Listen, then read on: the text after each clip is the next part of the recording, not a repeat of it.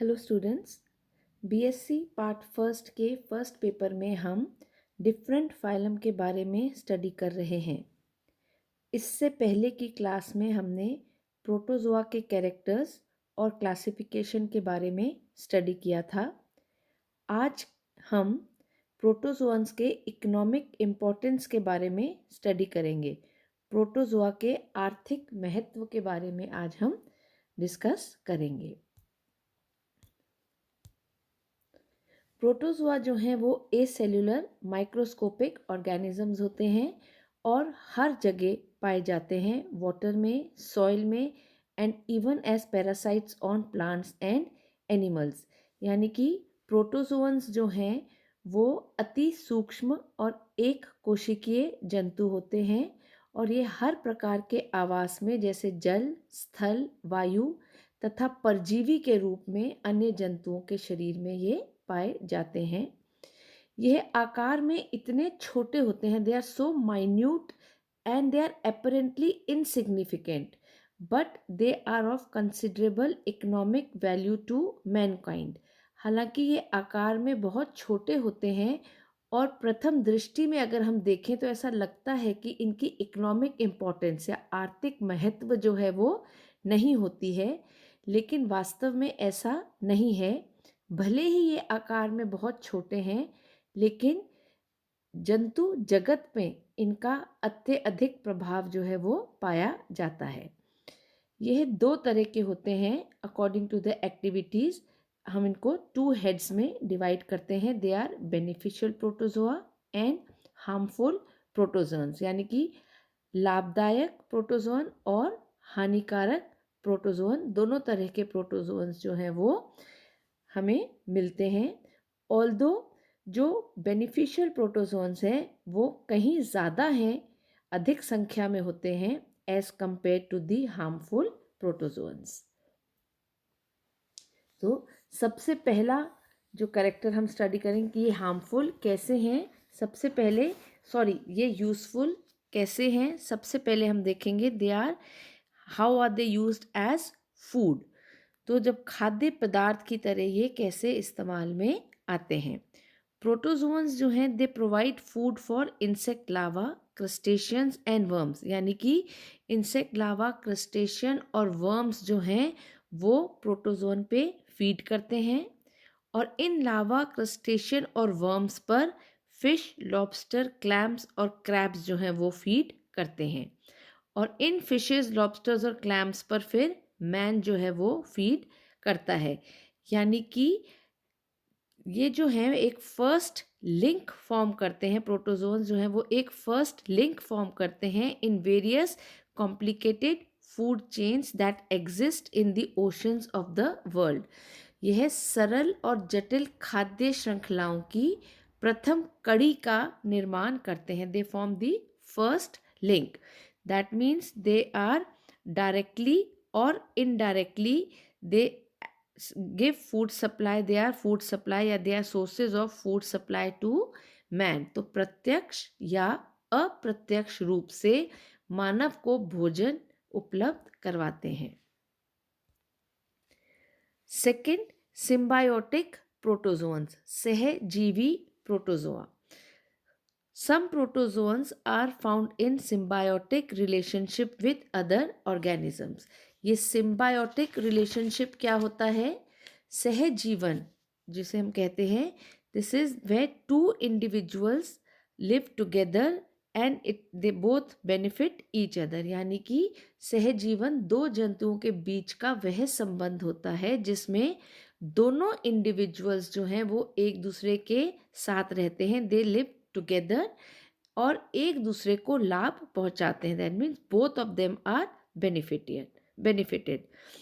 और इनका जो एक दूसरे के साथ रहने का रिलेशनशिप इतना स्ट्रॉन्ग होता है कि अगर हम उसमें से किसी एक भी अगर सेपरेट हो जाता है तो दोनों की डेथ हो जाती है।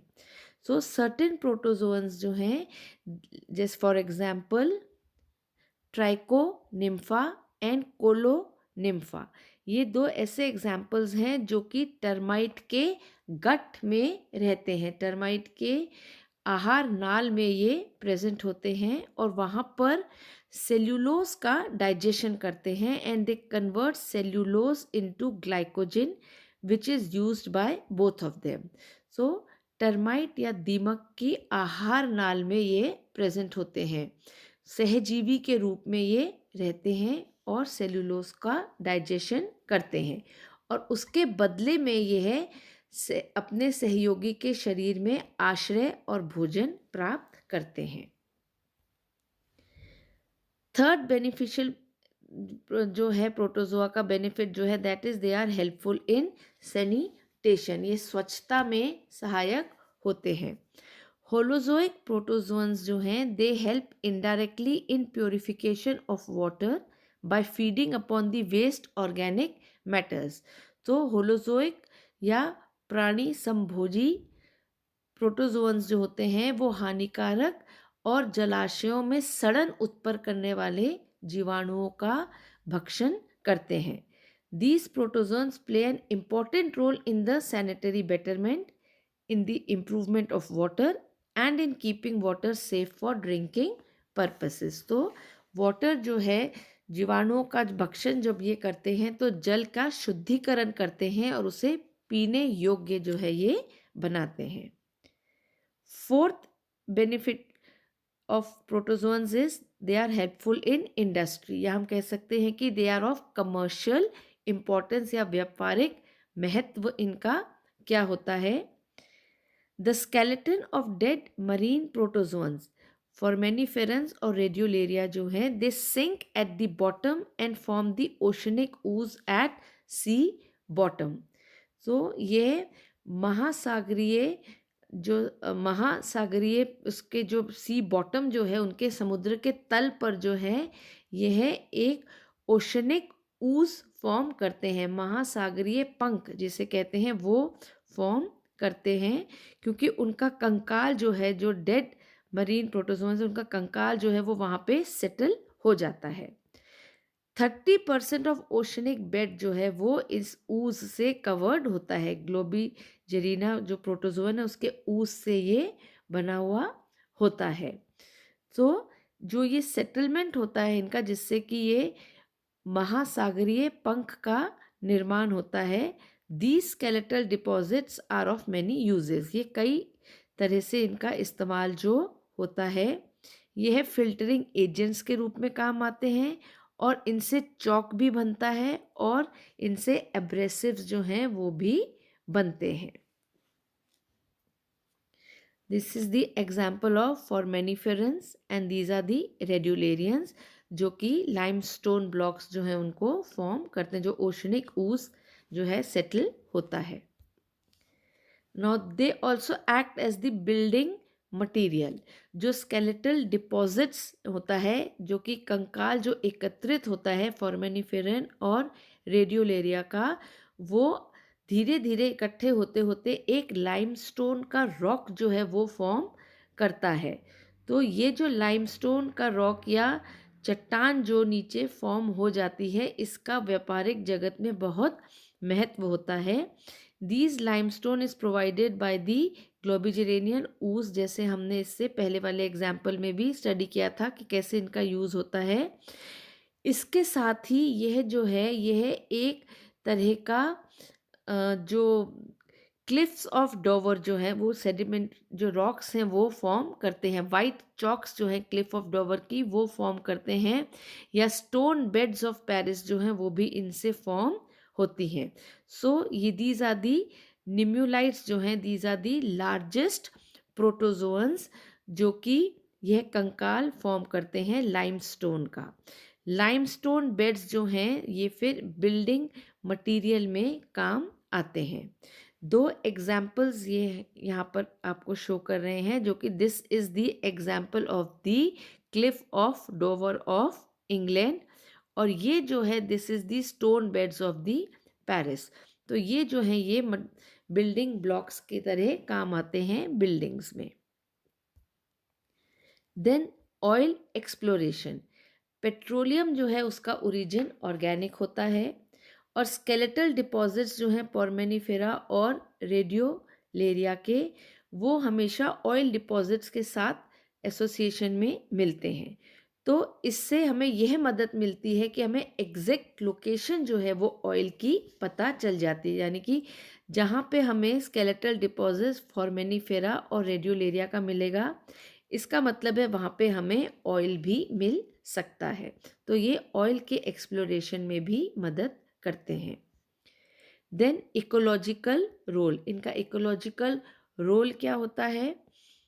प्रोटोजोन्स जो हैं वो पॉल्यूटेड नेचुरल इकोसिस्टम्स को क्लीन करते हैं। ऐसा एविडेंस मिला है कि ये जो ऑयल डिग्रेडिंग बैक्टीरिया है उन पर फीड करते हैं। इस तरीके से ये उनकी बैक्टीरियल पॉपुलेशन जो है उसको रेगुलेट करते हैं, जिसकी वजह से फिर जो रेट ऑफ डिकम्पोजिशन है सॉइल में वो इंक्रीज होता है और जो ऑयल स्पिल्स हैं उनका ब्रेकडाउन भी फिर एक्सिलरेट हो जाता है। They also help in soil fertility. Protozoans जो हैं एक इम्पॉर्टेंट रोल प्ले करते हैं इन दी सॉइल फर्टिलिटी।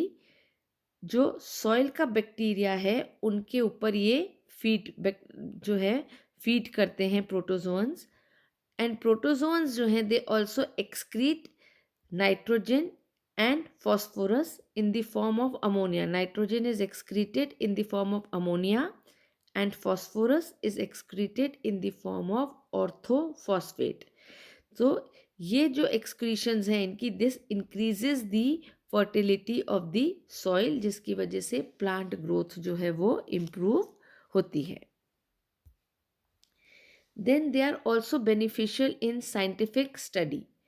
ये एक आइडियल मटेरियल है, प्रोटोजोआ जो है ये आइडियल मटेरियल होता है साइटोलॉजिकल, साइटोकेमिकल, फिजियोलॉजिकल, बायोकेमिकल और जेनेटिक स्टडीज़ के लिए, क्योंकि इनका साइज़ बहुत छोटा होता है, इनका ऑर्गेनाइजेशन बहुत सिंपल होता है, रिप्रोडक्शन जो है इनमें बहुत फास्ट होती है और ये इजीली अवेलेबल होते हैं। इसलिए यह एक आइडियल मटेरियल होते हैं इन सारी स्टडीज़ के लिए। Protozoans are also the progenitors of metazoans, मतलब मेटाजोन्स जो हैं वो इनसे ओरिजिनेट हुए हैं। इसका मतलब इसलिए जो इनकी स्टडी अगर हम करते हैं, जब हम प्रोटोजोआ के सिंगल सेल की हम स्टडी करते हैं तो उससे हमें ऑर्गेनिक मैटर की बिगनिंग और origin and evolution of life जो है उसके बारे में भी पता चलता है।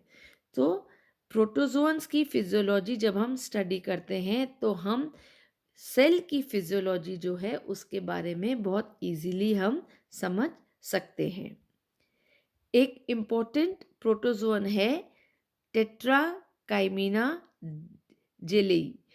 ये एक न्यूट्रिशनल रिसर्च जो है इस पर हुई है और ये इसके इफ़ेक्ट्स जो हैं उसके हमने देखे हैं। तो इट इज़ फाउंड, जो स्टडीज़ हुई हैं उसमें ये देखा गया है कि इस प्रोटोजोन्स पे जो न्यूट्रिशनल रिसर्च हुई हैं जिसमें बहुत सारे फूड्स और पर जो पॉइजन्स हैं उसके इफ़ेक्ट जो हैं वो इस पर स्टडी इजीली किए गए हैं। So these are the economic importance, जिसमें बेनिफिशियल इफ़ेक्ट्स जो थे, हमने बेनिफिशियल प्रोटोजोन्स के बारे में आज स्टडी किया। नेक्स्ट क्लास में हम हार्मफुल प्रोटोजोन्स जो हैं उसके बारे में स्टडी करेंगे।